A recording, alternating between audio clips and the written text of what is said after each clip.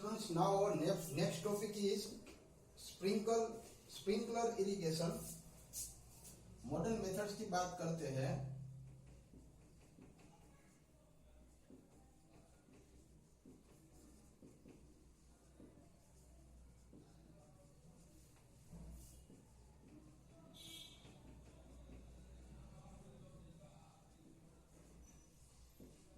Sprinkler irrigation. Okay, यहाँ पे drip irrigation system भी आएगा आपका.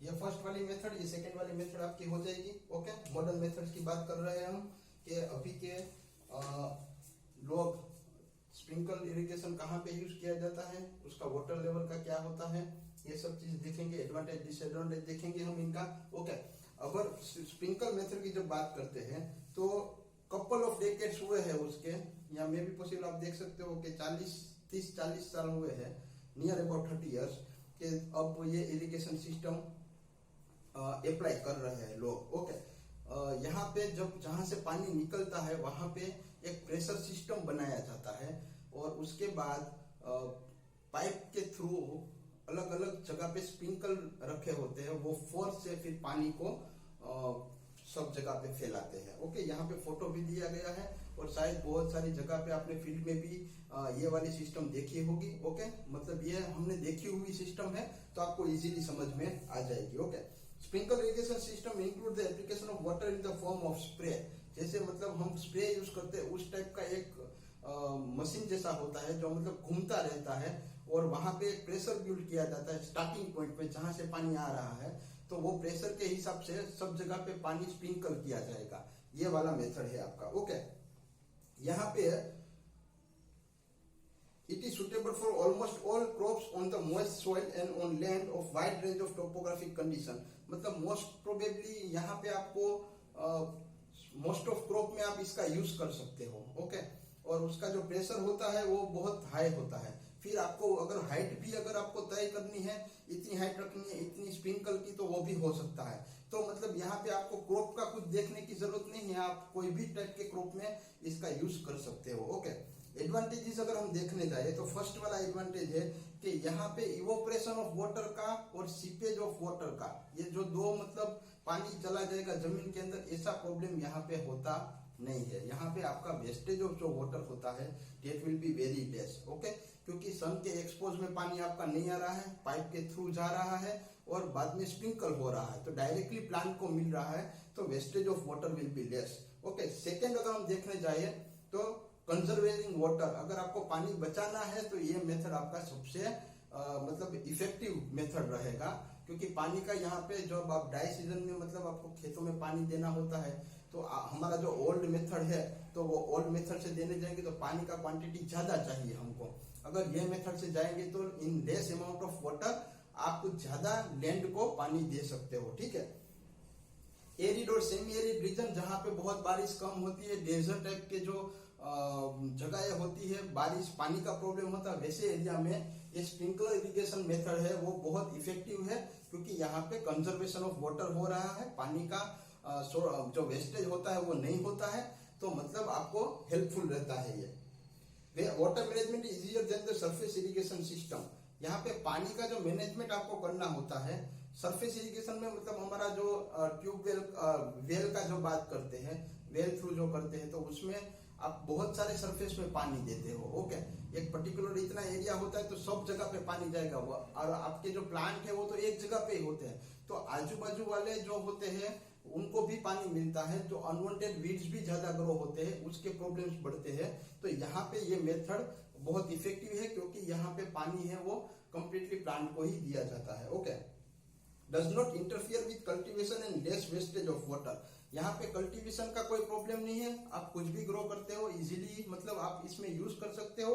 और पानी का वेस्टेज की बात है वो आपको पता है कि यहाँ पे पानी है वो बहुत मतलब कम यूज होता है, वेस्टेज नहीं हो रहा है आपका. ओके, एज कम्पेयर टू हमारा ओल्ड इरिगेशन मेथड है उसके कंपेरिजन में. ओके, हायर एप्लीकेशन इफिशियंसी, मतलब अच्छी तरह से पहुंचाता है पानी. High and frequent application can be effectively accomplished आप कंटिन्यूअसली पानी पहुंचाना हो तो लेस वाटर में आप पहुंचा सकते हो।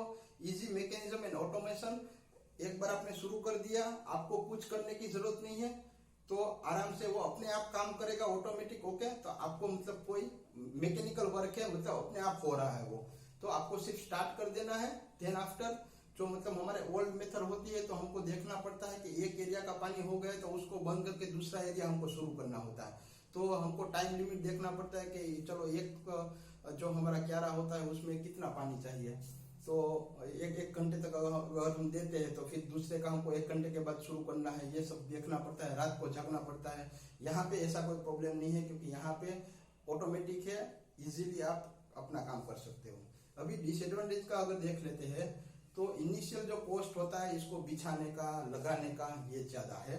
Second one, high operating cost, मतलब ये जो आप मतलब इंस्ट्रूमेंट लगाते हो, सब चीजें पाइपलाइन मतलब लेना, ये सब खरीदना, इसका जो कॉस्ट होता है ऑपरेटिंग कॉस्ट वो ज्यादा होता है। Okay, water application efficiency under sprinkle irrigation is strongly affected by the direction of wind. अभी ये ऐसे घूमता रहता है और पानी देता रहता है।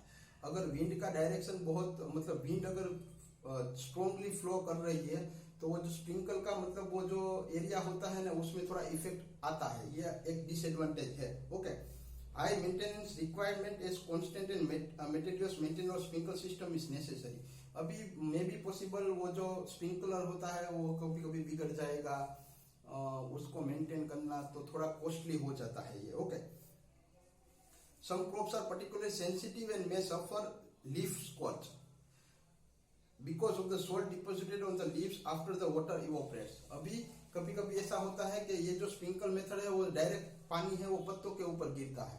ओके, तो पत्तों के ऊपर गिरता है, उसके बाद पानी के अंदर सोल्ट पाया जाता है, तो वो सोल्ट है वो पत्तों के लिए मतलब हार्मफुल होता है, it may damage to the crops, ये एक उसका डिसएडवांटेज है। ओके, सैलाइन वाटर में कॉज प्रॉब्लम, सोल्टी वाटर होगा तो प्रॉब्लम क्रिएट करेगा। पानी है वो आपको साफ चाहिए, अगर उसमें सैंड, डेब्रिस, सॉल्ट ऐसा कुछ भी पाया जाता है तो वो डायरेक्टली आपके स्प्रिंकलर से प्लांट के ऊपर इफेक्ट करेगा। ओके, स्प्रिंकलर भी खराब हो सकता है अगर सैंड या ऐसा कुछ बीच में आ गया तो मतलब आपका जो वाटर है वो कम्प्लीटली प्योर होना चाहिए, तो ही मतलब ये आप स्प्रिंकलर इरिगेशन मेथड आसानी से मतलब आप यूज कर सकते हो। तो हमने इसके डिसएडवांटेज, हाई कॉस्ट देखा। ओके, मेंटेनेंस कॉस्ट भी ज्यादा है, तो ये सब चीजें हमको कंपैरिजन में याद रखनी है। Okay, now next drip irrigation system है, उसका हम थोड़ा सा देख लेते हैं। ये स्प्रिंकल इरिगेशन और drip irrigation near about same होते हैं। ड्रिप इरिगेशन में फर्क सिर्फ इतना होता है, मैं आपको थोड़ा सा जरा ड्रॉ करके बता देता हूं कि सोचो हमारा यहाँ पे है,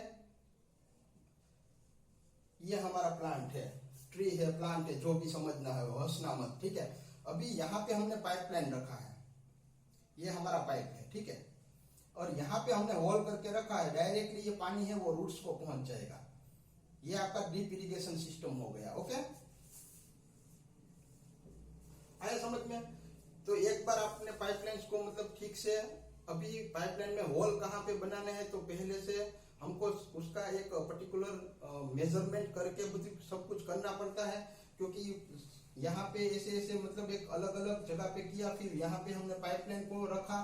ओके, फिर यहाँ पे होल करना, तो नेक्स्ट टाइम जब हम वापिस ग्रो करते हो तो यही सेम हमको मेजरमेंट से करना पड़ेगा, ये थोड़ा सा ध्यान रखना पड़ेगा। ओके, तो आपका ड्रिप इरिगेशन सिस्टम है वो आराम से चल सकता है, ठीक है।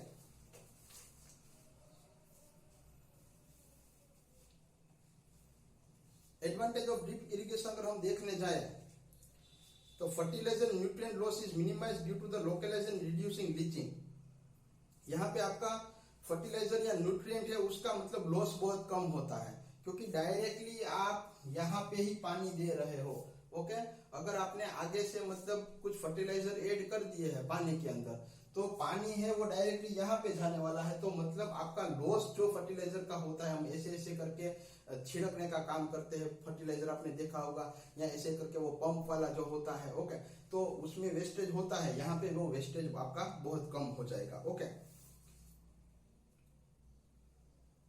Water application efficiency high if manage correctly. अगर आप ठीक से इसका यूज करते हो तो पानी, कम पानी में ज्यादा आप लैंड को पानी दे सकते हो, ये हो सकता है। Okay, field levelling is not necessary, यहाँ पे आपको मतलब प्लेन एरिया ही चाहिए ऐसा कुछ नहीं है। आपको पाइप प्लास्टिक का होता है, आप कहीं पे भी इसको मतलब अप्लाई कर सकते हो, ऊपर एरिया नीचे एरिया ऐसा कुछ मतलब अप डाउन वाला। अगर आपको एलिवेशन में कुछ मतलब खेत में प्रॉब्लम है तो आपको ठीक करने की जरूरत नहीं है, वो आराम से बैठ जाएगा, इसका मतलब एप्लीकेशन आराम से हो सकता है। Okay, fill with irregular shape are easily accommodated, मैंने जो बताया वो। Recycle non portable water can be safely use, जो पानी मतलब वेस्टेज होता है उसको भी आप यूज करके इसमें अप्लाई कर सकते हो। Okay, moisture within the root zone can be maintain at the field capacity, particularly जो रूट को पानी चाहिए, मॉइस्चर चाहिए, तो यहाँ पे होल होता है तो आप धीरे धीरे पानी दोगे तो मतलब उसको कंटिन्यूसली पानी भी मिलता जाएगा, पानी का वेस्टेज भी नहीं होगा। ये वाला आपका पॉइंट है, ठीक है। Soil type plays a less important role in the frequency of irrigation, यहाँ पे मतलब आपको पानी देने की बात हो रही तो सोइल का टाइप, जैसे किसी में आप सैंडी सोइल में देखो तो वाटर होल्डिंग कैपेसिटी कम होता है, क्ले सोइल में आप देखोगे तो उसमें वाटर होल्डिंग कैपेसिटी ज्यादा होता है।